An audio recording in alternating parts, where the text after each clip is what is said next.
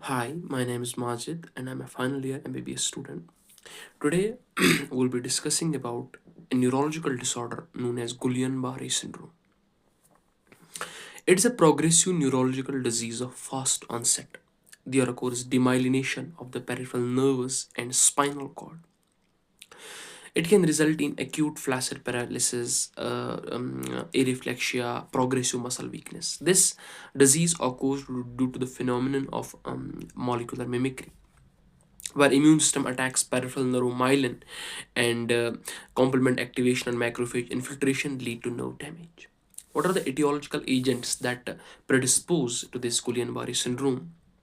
It includes COVID-19, Zika virus, Epstein-Barr virus, SLE, hepatitis B, and most commonly Campylobacter jejuni. This is the virus that is responsible for food poisoning.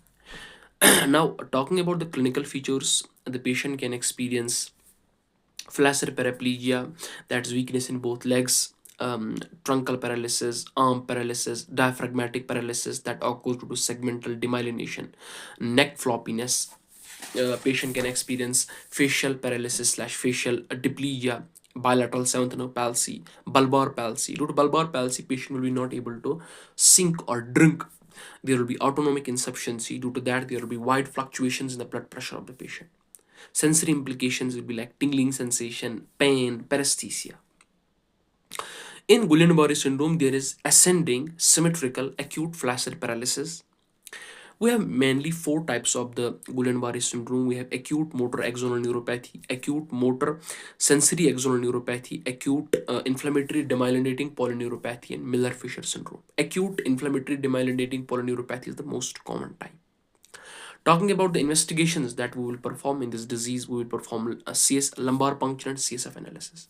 On CSF analysis, we'll see albumin cytological dissociation, which is the most characteristic feature of this Guillain-Barre syndrome. We'll perform nerve conduction velocity. There will be increased latency period of F reflex, MRI spine, and pulmonary function tests will be performed.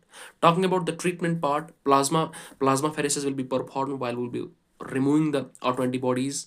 Intravenous immunoglobulins is the mainstay of treatment. 85% of patients recover with this, and then we will use supportive treatment like ventilator support, tracheostomy, speech therapy. So this is a crux revision of Guillain-Barre syndrome (GBS).